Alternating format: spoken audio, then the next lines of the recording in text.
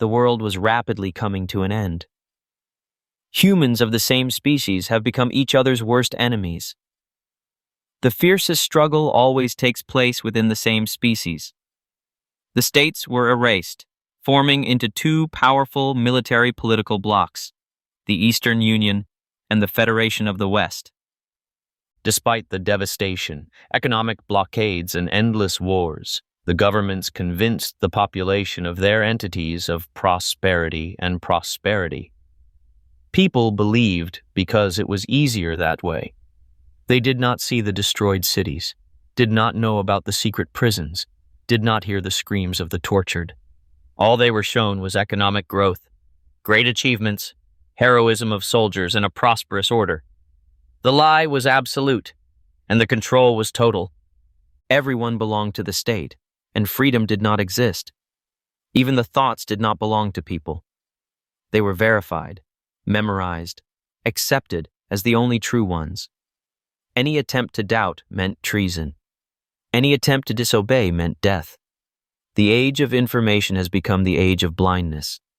Billions of people were convinced that their enemy was people just like them, but speaking a different language, believing in a different ideology, and living under a different flag. The wars did not stop. They have become the basis of existence. The factories produced nothing but weapons. The whole planet was in total mobilization mode. The state borders collapsed, leaving only two camps, two ideological monoliths ready to wipe each other off the face of the earth. The propaganda was working nonstop. The economic crisis was presented as temporary difficulties caused by the machinations of the enemy. Hunger is for the necessary sacrifice in the name of a future victory. Police control is for protection from spies and traitors. People were more afraid of each other than of the enemy because no one knew which of the neighbors might turn out to be an informer. One phrase spoken to the wrong person could cost a life. But fear did not destroy the system, but only strengthened it. Every day there were calls for hatred from the screens. The soldiers were told that their enemy was not just another person, but something alien, barbaric, and inhuman. They were taught to kill without hesitation, without regret. They were turned into cruel biorobots. The war was going on in the minds, in the hearts, in the streets of dead cities, in deserts, in mined fields, at the bottom of the oceans. She knew no mercy. And one day it happened. A number of the largest cities of the Eastern Union and the Federation of the West were wiped off the face of the earth. It happened suddenly, without warning. Millions of people continued to live their normal lives when the sky flashed with a dead white light. Those who were on the streets saw how the sunlight distorted, became harsh, blinding, and then disappeared into the darkness, replaced by a blinding column of fire piercing the sky. At first, there was dead silence. The sirens, the voices in the megaphones, even the wind seemed to have stopped. People didn't have time to understand what was going on. In the next few seconds, a blow came. Not an explosion, not a shockwave, but something devoid of the usual sound. Just disappearing. Everything that was in the affected area disappeared into thin air. Concrete, metal, asphalt, bones, blood, flesh. Everything shattered into dust and disappeared. The cities turned into black spots, gaping with an abyss of craters. Flames flared up within a radius of hundreds of kilometers. Even those who were far from the epicenter felt their skin bubble and burst, their hair catch fire, and their lungs fill with hot air. Millions of people burned to death before they even had time to scream. Others, blinded and disfigured, writhed in the streets, their eyes leaking out, their bodies covered with terrible scabs. The governments of both blocs have been trying to contact each other for 24 hours. For the first time in the history of the conflict, the leaders of the enemies did not blame each other in the first place. They couldn't understand what had happened. It wasn't a Federation weapon. It was not a weapon of the Union. But if not them, then who? Special services searched for signs of attacks. Satellites tried to fix the source of the radiation strikes, but the sky was silent. All the surveillance technologies proved powerless. There was only darkness spreading across the planet. No one believed that it happened by itself. Suspicion took over again. And then all hell broke loose. The nuclear missiles flew almost simultaneously. The automatic launch platforms, programmed to retaliate in the event of an attack, could not wait for orders from the dead generals. They opened fire. Thousands of warheads shot into the sky, crossed borders, and struck megacities, strategic centers, and military bases. The fiery waves turned the cities into volcanic craters.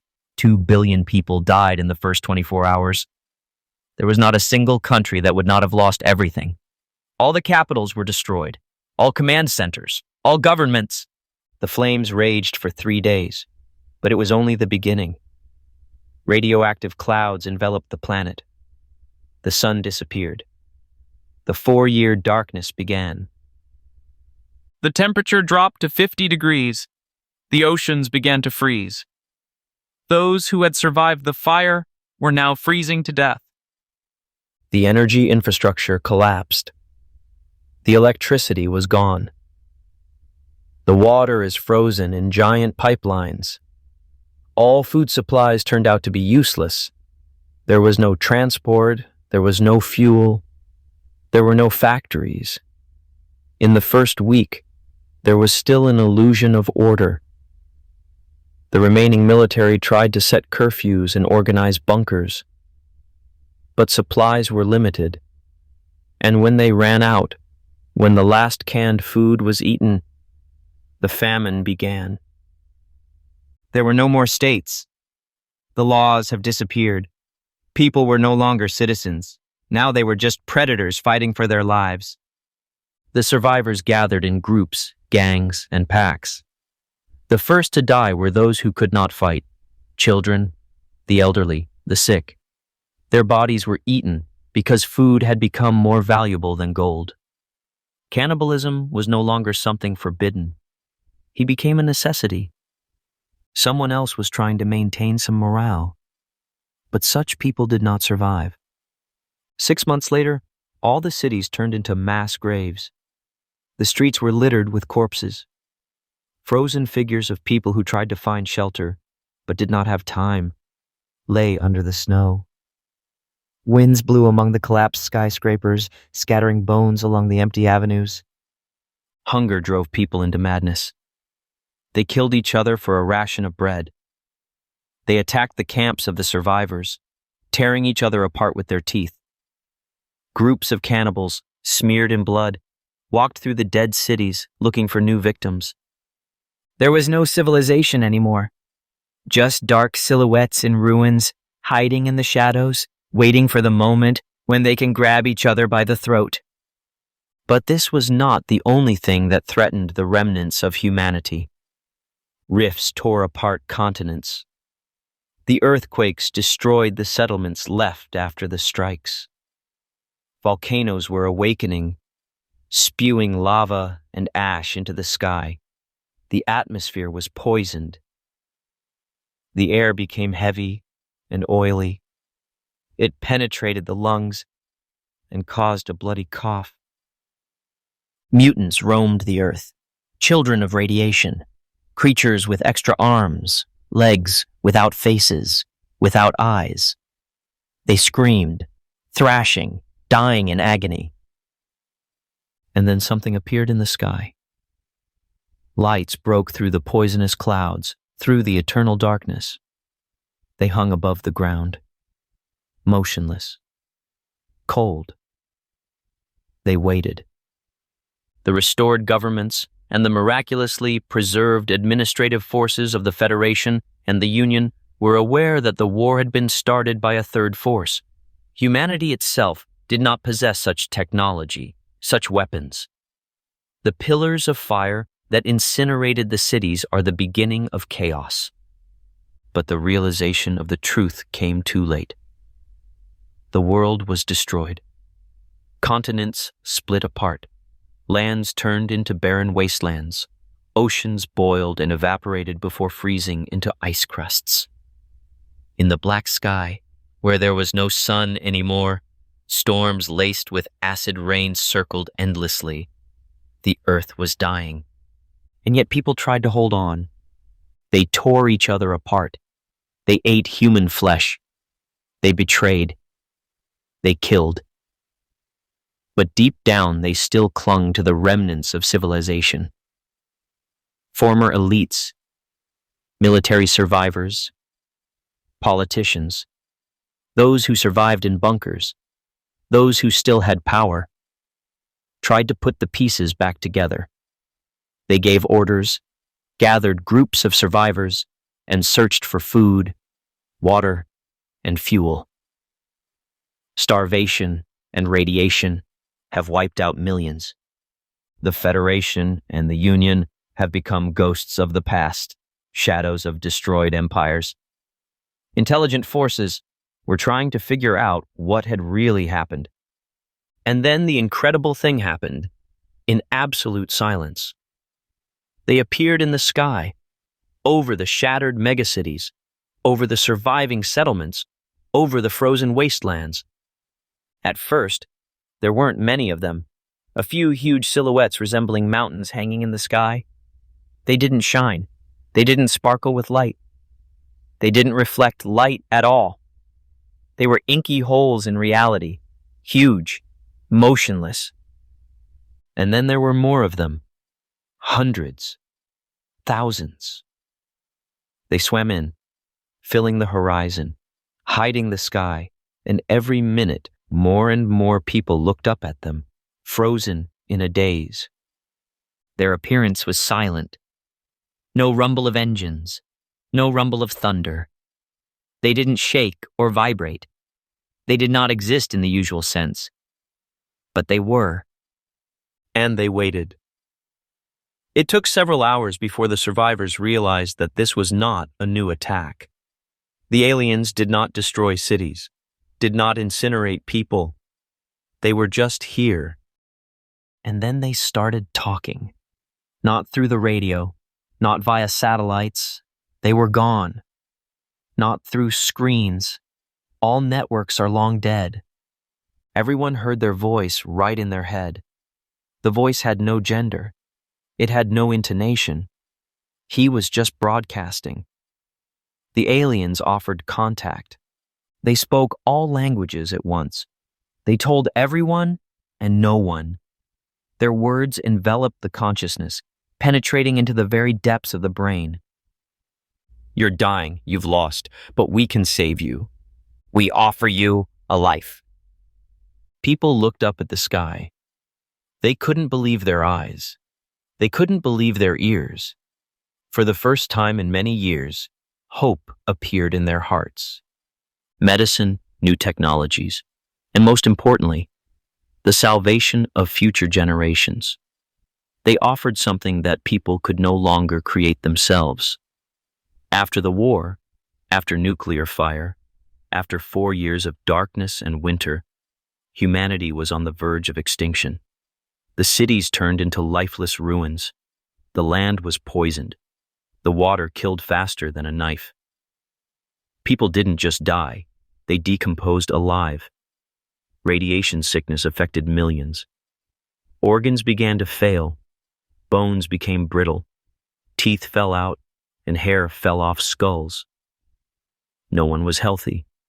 Children born after the disaster were born blind, ugly, and unviable. There was no hope. And then they extended a helping hand. The aliens said they didn't want war. They had been watching humanity for a long time, but they could not intervene until people were on the brink of death. Now that there were no more rulers on Earth, no armies, no empires, the aliens appeared as saviors. They didn't demand anything in return. They gave. They offered technologies that could only be dreamed of, new energy sources that did not require fuel and were eternal. new ways to purify water, turning poisoned rivers into crystal clear streams. New types of food that can satisfy any person, regardless of the state of his body. But the main thing is medicine. Clinics began to appear in the surviving cities. Huge, snow-white domes towering among the charred ruins. There was no usual medical equipment inside them. There was no pain. People ended up there on the verge of death, with rotting bodies, with tumors devouring their insides, with wounds that did not heal for months. But they came out healthy. They could breathe, see, and walk again. Their bodies became clean, healthy, and perfect. It was a miracle. As if to mock the survivors' attempts to rebuild civilization, new diseases began to appear. Viruses that mutated in the ashes of war, or perhaps escaped from the destroyed laboratories where bacteriological weapons used to be developed. No one could say for sure now. Diseases appeared out of nowhere. People coughed up blood, their skin darkened, turning into a hard crust. Others fell ill with something that made them move even after death. People with empty eyes and withered bodies were found in the forests, who continued to walk even when their lungs were no longer working. Zombie. But the aliens treated that too. They fixed everything. Their skills were miraculous, their knowledge limitless. They could create a new world in which there would be no pain, fear, or wars. But who are they? They looked like people, but too perfect. Their faces were pure, as if they were carved from shining marble. Their hair is light, silky, and clean. Their eyes are blue, filled with starlight. They embodied the forces of goodness. They did not show irritation. They were smiling. They were polite. They didn't impose themselves. They were studying.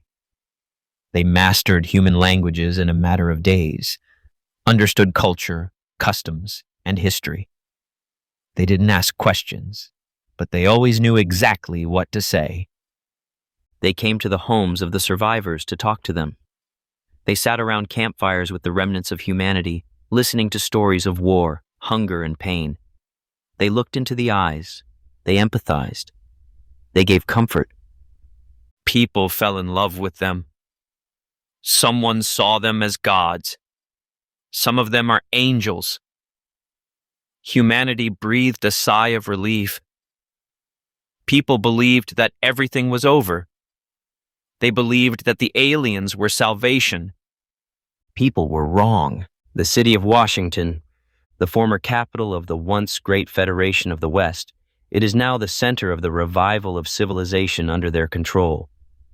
Tall buildings made of smooth, unknown material stretched into the gray sky, having no windows, as if the alien geometry itself rejected human nature. The streets are clean, without traces of dirt, but dead. People walked in steady streams, not lingering, not communicating.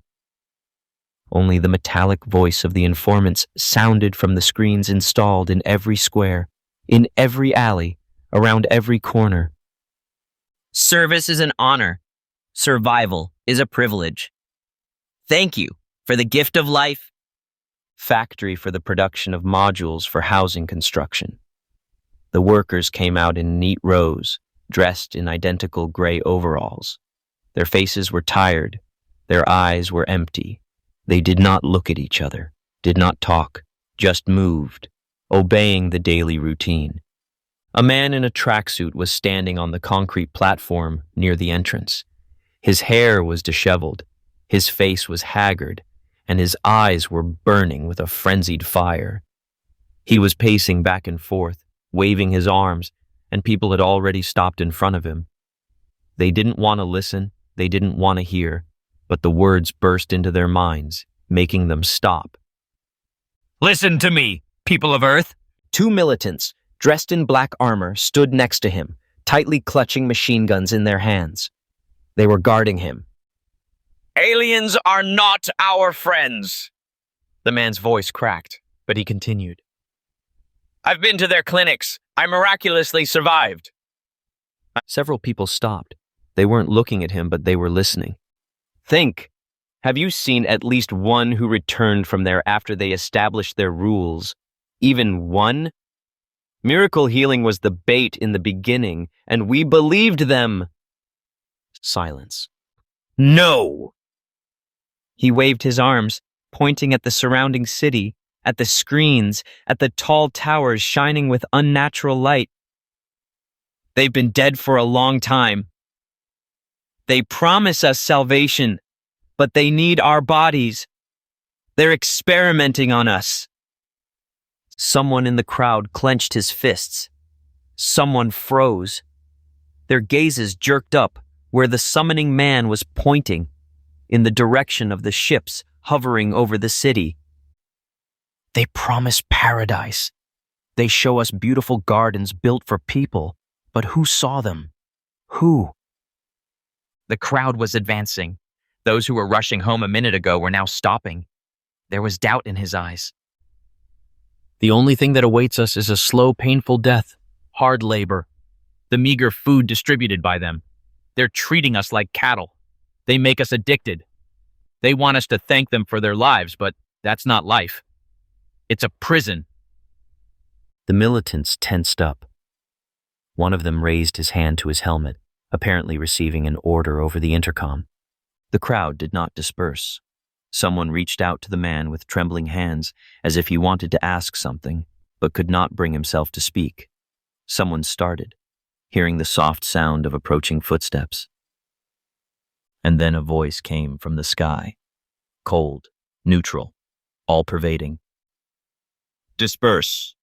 Violation of public order is prohibited by law. An empty tin can flew at the speaker, hit his shoulder with a thud and rolled on the asphalt. A stone flew after her. The crowd turned on. People who were listening a second ago now hated him. "Don't lie, bitch!" Someone's voice broke into a hysterical scream. "They healed my wife. They gave her eyesight back. I saw it." And where's your wife now? The speaker shouted back. His face was distorted with rage. He was looking straight into the eyes of the screaming man. "Where?" The crowd trembled. The man who was cursing the speaker a second ago stumbled. His lips twitched, and doubt flashed in his eyes. He didn't know what to say. Behind the speaker, a one-armed, one-eyed woman with a laptop sat on the crumbled asphalt by the factory wall. There was a red welt across her face. A transmitter antenna was installed next to it. Fingers were running over the keyboard. Time was running out. She didn't look up, but her voice was firm. "Joe, 3 more minutes and their Illyria will arrive." The Illyria are flying punitive armored vehicles that the aliens use to quell riots. They appeared with lightning speed, silently, and when people noticed them, it was too late. A shadow appeared in the sky. Huge, like a black fin, it descended from above.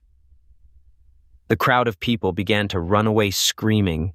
No engine sounds, no warning, only the oppressed air, only the electric taste on the tongue. Open fire! The gunmen raised their machine guns.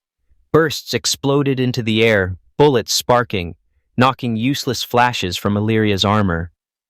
The militants concentrated their fire, trying to hit the energy crystals, the weak points of the machine, the only vulnerable spot, but it was too late. A ray struck from the sky. A blinding flash tore through the night. The 2 gunmen didn't even have time to scream. Their bodies evaporated, the blood boiled instantly, and the bones crumbled to dust. They were gone. The crowd receded. People who a second ago wanted to tear the speaker to pieces were looking for salvation. "Run!" Panic filled the street. Dozens of people scattered. But now it was too late to run. The woman with the laptop was already winding up the equipment, her movements precise and fast. She knew she had less than a minute. Cable, antenna, computer, all for a single hand. She abruptly took off, ducked, ran across the street, slipped to the well. Underground. Only there was a chance to survive.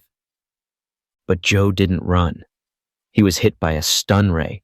Not as militants, not instantly, not to the death. They wanted to capture him alive. 5 seconds. He could feel his legs going numb. It's like a wave of paralysis creeping up, constricting muscles, slowing down breathing. 4 seconds. He lowered his gaze. He saw it. A woman in the crowd. A mother with a child. She wasn't running. She was watching. 3 seconds. He looked into her eyes. 2. He pulled the cord. Something clicked under the tracksuit. Explosives. 1. Think. Joe's voice was getting weaker. Your children can become a victim. 0. Joe blew himself up. The Eastern Union restored Tokyo. After the war, the maps became useless. Borders disappeared, states collapsed, oceans overflowed, washing entire nations off the face of the earth. The civilization turned into ruins, but some places still survived, albeit in a modified form. The Japanese islands were swallowed up by water when an underwater nuclear charge exploded off the coast of former America. Who blew it up remained a mystery. Whether it was a desperate attempt by people to destroy the enemy, or whether it was someone else's calculation, a cruel and cold manipulation. The result was the same. The water rose. The tsunami was hundreds of meters high, and the waves were moving westward, engulfing land, flooding streets, and crushing mountains. The islands disappeared into the abyss. Millions of people drowned in the cold darkness. Their cities were at the bottom of a new, murky, deadly ocean. The earth exploded. Sakhalin suffered the same fate. Giant waves rolled over it, flooding every inch of the land. People tried to escape, climbed onto roofs, hills, anything, but you can't escape from the water. And then the second blow came. The earth split. The continent split apart, and part of Russian Primorie separated from the mainland, becoming a new island, which was now called New Sakhalin. It was here, among the ruins of the old world, among the remnants of what was once called civilization, that the new capital of the Eastern Union, the restored Tokyo, arose. It was the only truly large city in the East where there was still some semblance of order. The remnants of the Japanese, Russians, Koreans, they were no longer representatives of their countries. They were just survivors. They didn't fight each other in the city. They were working. Everyone was working. Everyone was building a new world. Everyone was building a new civilization. But they were not the masters. The rebuilt Tokyo did not belong to humans. They controlled every street, every house, every neighborhood. Strangers, their technology, their view of order, their idea of society. Washington 2. Rebuilt. Tokyo, New Moscow, the trade union of European cities, dozens of other surviving agglomerations, all of them were now under extraterrestrial control. There was no chaos here. There was no crime. There was no poverty. People weren't starving anymore. They were no longer threatened by cannibal gangs. They no longer had to hide in basements and eat rats to survive. The restored Tokyo was perfect. It was overwhelming, exciting, and terrifying. Clean streets, neat rows of new buildings, smooth walls that looked like something organic but cold, without windows, without the usual geometry. Huge dome-like structures, inside which the air was sterile and the light seemed like an artificial sun. The sky wasn't dark and it wasn't bright. It was somehow different, with strange highlights, with moving cloudless shadows. The city lived. But he lived by their rules. Every day, columns of people went out to work, to rebuild infrastructure, to arrange new residential areas, to build something that was needed and understandable to strangers. People followed commands, walked in neat rows, silently accepted new technologies, and silently agreed to a new order. No one complained. No one asked any questions, because those who asked questions disappeared. An armed delegation of aliens has arrived at one of the schools of the restored Tokyo. This was not unexpected. They often came, held classes, and talked about a new era, a world that would be perfect, and a future in which humanity would no longer make mistakes. But today, it was different. They came for the kids today. They did not arrive alone. They were accompanied by fighters in smooth white armor. Their faces were hidden by reflective masks. In their hands, they held stunner whips, long, writhing in the air, as if alive. They didn't shoot. They didn't threaten. But their mere presence caused people to feel an instinctive fear that numbed their limbs. They moved silently. Their steps were too precise, too light, and their appearance was unnatural, like a picture from someone else's nightmare in which there is no escape. The aliens who had chosen female form entered the offices one after another, their faces perfect, their smiles warm, their gestures polite, but too perfect, too polished. They came in, looked around, lingered with their eyes on the children, and, slightly bowing their heads, smiled. Their blue eyes shone with the soft light of the stars. They moved gracefully. Their voices were enveloping, affectionate, but empty. "Children," they said, and their words penetrated inside, enveloped in a warm mist, forcing the brain to stop resisting. "We are glad to welcome you. A medical examination awaits you today. The procedure is completely painless. You'll like it." They were interested in the lower and middle classes, children from 7 to 10 years old and from 12 to 14. That's who they were looking for. They came into the classrooms, spoke kindly, looked attentively, smiled reassuringly. But there was something elusively predatory in their smiles, something alien, something that made cold, sticky sweat run down their backs. "It will take quite a bit of time. You don't have to worry. Everything will be fine. Everyone will return to their homes in the evening. Classes are canceled." The last phrase caused delight in the children. Children are children. But soon the jubilation ended. The children looked at them, listened, but something was wrong. They didn't move, they didn't ask, but there was fear in their eyes, and that fear grew, filling the classroom with a thick, sticky horror that seemed you could touch with your hands. The teachers felt it too. It was an instinct. It was a bestial fear that does not deceive, that knows the truth even before the mind has time to understand it. One of the teachers, a man in his 50s, with gray temples and a kind but tired face, took a step forward. "Allow me. But I'm responsible for the children. I have to accompany them. We have to notify the parents." The voice was steady, but there was tension in it. The alien in female form slowly turned his head towards him. His face was still perfect, but the smile was gone.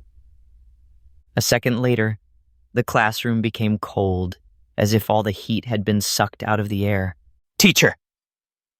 The voice was still soft, but now there was no life in it. "You're disturbing the order." One of the accompanying soldiers brandished a stun whip. There was a wet slash, dull and deafening. The body jerked, and the teacher fell to his knees, but did not have time to lean on his hands because the whip struck again. One more time, and more, and more. Scream.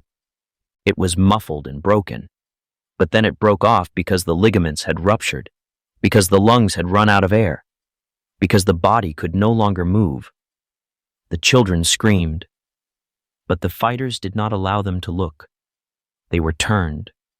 pushed away, pushed into the corridor, where other, exactly the same, frightened, paralyzed by terror students were already standing, not understanding what was happening.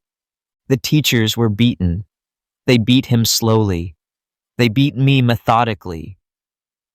The whip bit into her body, burning through her skin, burning through her muscles, leaving behind deep lacerations from which no blood flowed.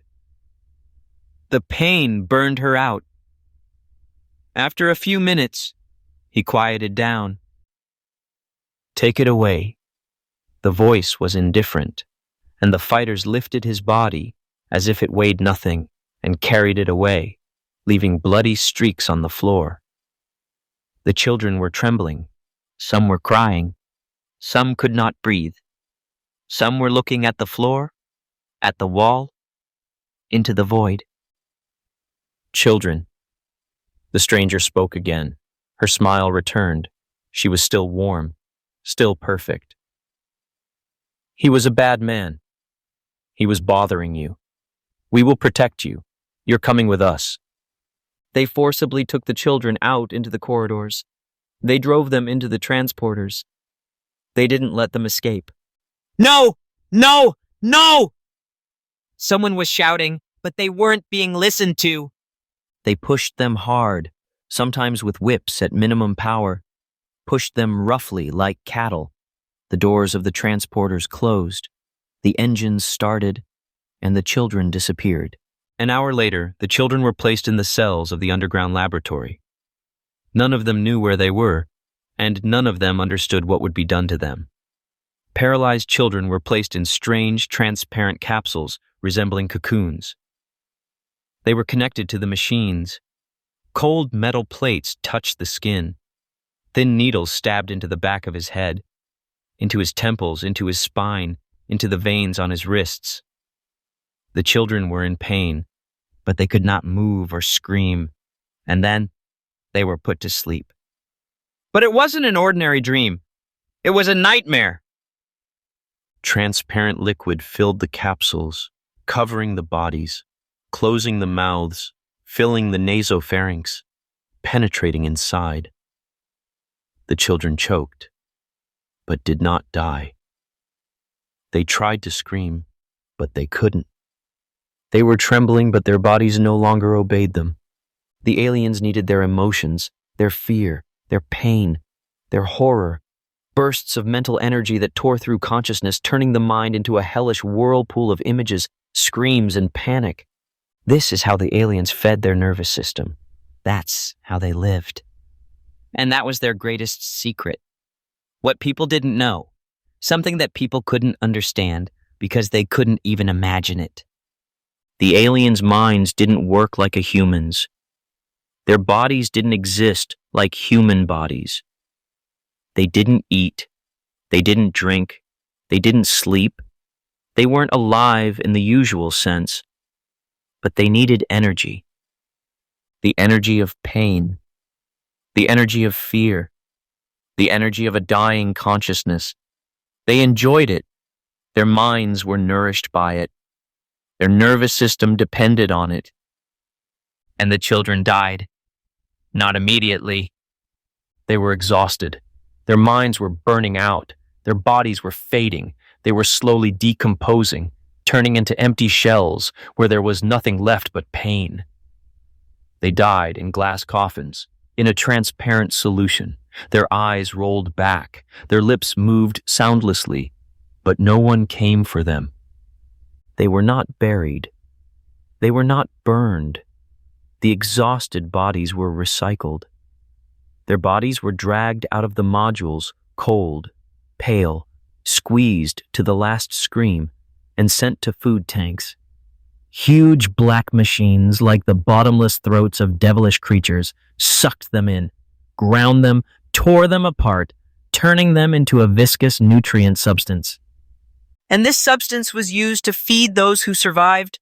People ate them. They didn't know, they didn't guess, but every bowl, every ration, every product that was distributed in factories included human meat, the flesh and blood of those who had been swallowed by the capsules.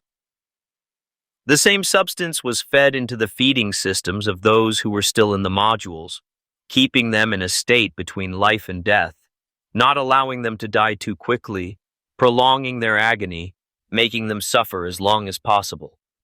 Trucks, platforms, automatic trolleys. They transported piles of pale, emaciated bodies, stored them at huge processing complexes. And this dirty, terrible job was done by people. Degenerates. They served strangers. They accepted their gifts. They received more rations. They received new bodies, new organs. They received life. They caught the fugitives. They sorted out the corpses. They started the conveyors, where their former friends, their former neighbors, their former children turned into clumps of protein mass, pouring through the pipes to the dispensaries.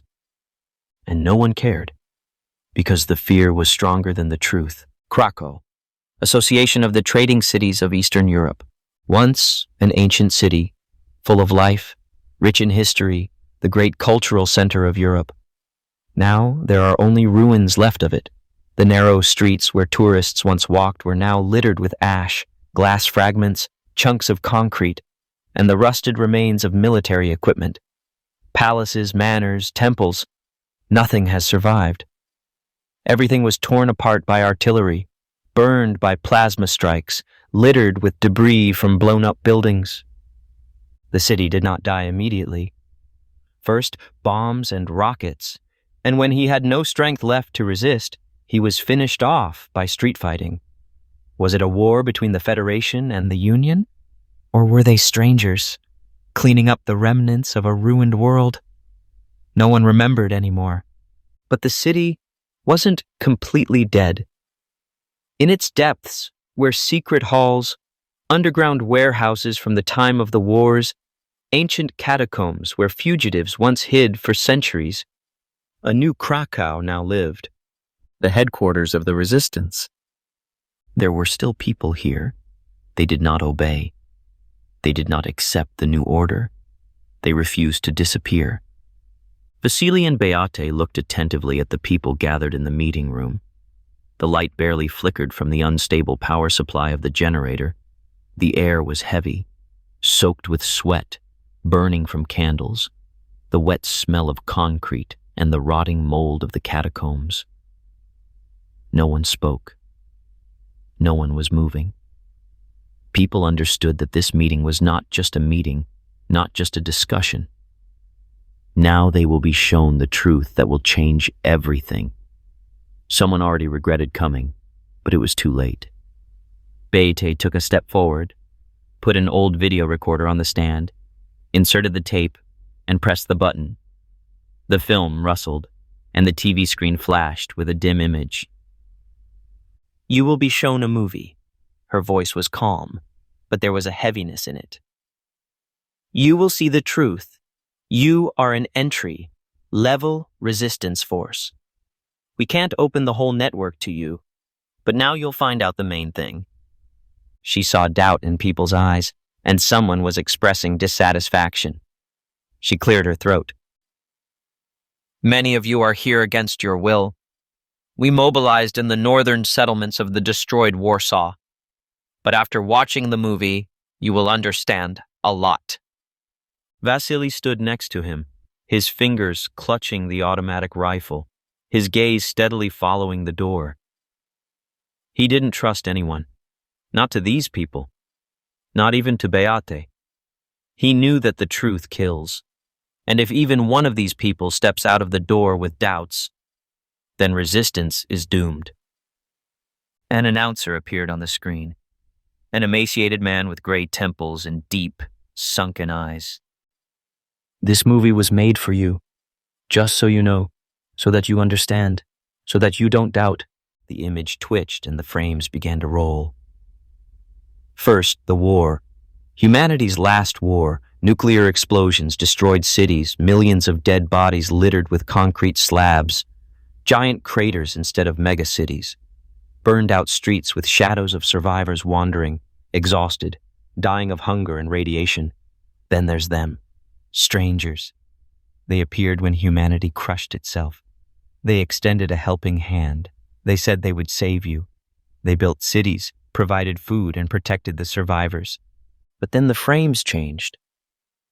The camera moved along a long corridor of a laboratory destroyed by resistance fighters. Burnt white coats lay around, and there were bloody streaks on the floor. All the walls are covered with dried blood. Somewhere in the distance, metallic sounds can be heard. Something mechanical is still working. Broken capsules with dark spots inside.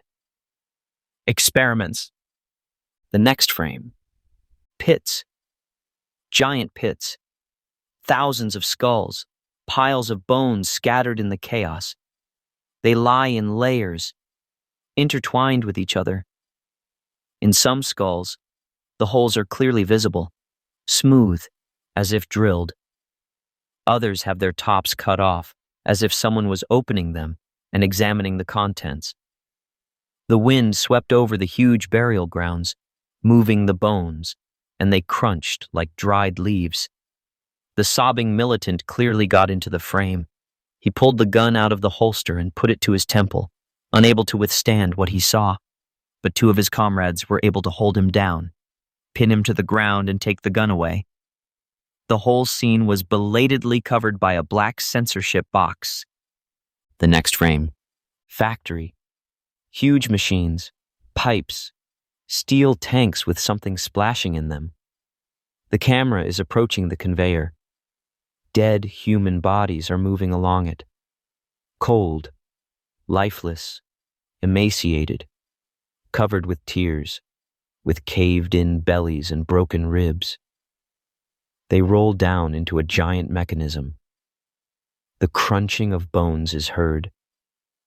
The roar of processing machines. Somewhere at the other end of the conveyor, a dark mass accumulates in transparent containers.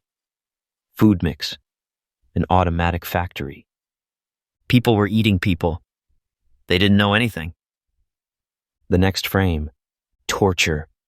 A man suspended by his arms, his skin peeled off his shoulders, muscles throbbing in open wounds. He is alive. He's still alive. Next to her is a woman with her nails torn out, her face turned into a shapeless mass, but she is breathing. Child. A small child, strapped to a table, his eyes wide open. There is nothing in them, only fear and pain. The camera turns. Their executioners are not human. Someone in the audience clapped his hand over his mouth. Someone threw up on the floor, but no one dared to leave. How? How did you take it off? This is a production. A stout, tall man jumped up from his seat and began shouting at Beate. Vasily reacted immediately. The machine gun split the space with a burst of fire. The overweight man clutched his chest and slowly sank to the floor. Vasily waved his machine gun at the crowd of conscripts from Warsaw. Sit down! Watch and listen! Beate stepped forward. I can explain everything to you. Suicide bombers were used to shoot this story. The cameras were mounted directly into the lens of the eye. We used alien technology. The broadcast was in real time. These people gave their lives for a small piece of the truth that we are showing you. The exact same camera is mounted in my eyes. Later, I will show you the recording of our meeting, seen through my eyes right now. The last frame. Resistance. The torn-up armored vehicles of the aliens, their bodies, strange, dark, covered with cracks, from which oozes not blood, but something viscous, fluid, like smoke. They're burning. They can burn. They can die. The screen went blank. There was a dead silence in the room. Beate turned off the tape recorder and looked at the people's faces. Now you know. She waited a few seconds, letting them digest what she saw. Now you have no way back. Vasily called two more militants on the radio, and they came immediately. They pointed machine guns at the crowd. If someone leaves now, he's dead. If not today, then tomorrow. They won't let you live with that truth. So there's only one solution. You're with us, or you're dead. The choice was made. Each new fighter was given a communicator, a small device with a display on which a digitized film could be shown. Now this record has become a weapon more powerful than bullets, more terrifying than bombs. She was opening her eyes. She was destroying the lies that people were being fed. She was showing the truth that no one was supposed to know. Vasily explained to everyone. A low-power explosive device is mounted in the communicator. In case of danger, the film must be destroyed. If the patrol catches you, if capture is imminent, don't let them know what you saw. If you have any strength left, smash the communicator, break the wire, and hold down the button for 3 seconds. A small explosion won't kill anyone around, but it will destroy the media, erasing the last frames of the truth along with you. Because death is better than becoming their guinea pig. No one asked why such a measure was necessary. Everyone understood. But neither Vasily, Beata, nor the rest of the staff knew that they would be gone in a day. They did not know that the resistance in Krakow would be destroyed. They didn't know that the headquarters would fall. They didn't know that they weren't going to be killed by strangers. People will kill them. They thought that the enemy would come from the sky, that plasma beams would strike, that the corridors would be filled with black shadows, that the aliens would descend after them themselves. They were wrong. They were killed by people just like them. People. Earthlings on patrol, sworn allegiance to their new masters. People who believed that order was better than freedom. People who agreed to slavery just to survive. People who chose betrayal. They came at night. The assault was lightning fast. The first explosion took place in the western tunnel, collapsing the wall and opening a passage for armed groups to sweep. They didn't talk. They didn't give a chance to give up. They knew who they were coming to kill. They didn't see people. They saw enemies, saboteurs, terrorists, a threat to their world. Vasily managed to raise the alarm, but it was too late. Beate tried to erase the files, but the codes didn't work. They were hacked. They were betrayed. When the first patrol burst into the command room, Vasily fired a burst. 2 fell. The third managed to shoot. The bullet hit Vasily in the side. He staggered, but did not fall. On the radio, someone was shouting about the fire in the south tunnel. Someone was asking for cover. Someone was choking on blood. Someone was begging for help, but no one could help anymore. Vasily crawled to the console and quickly entered a code known only to him. Hundreds of kilograms of TNT exploded with a deafening roar, burying everyone who was still alive, burying the attackers along with the remnants of the Krakow resistance.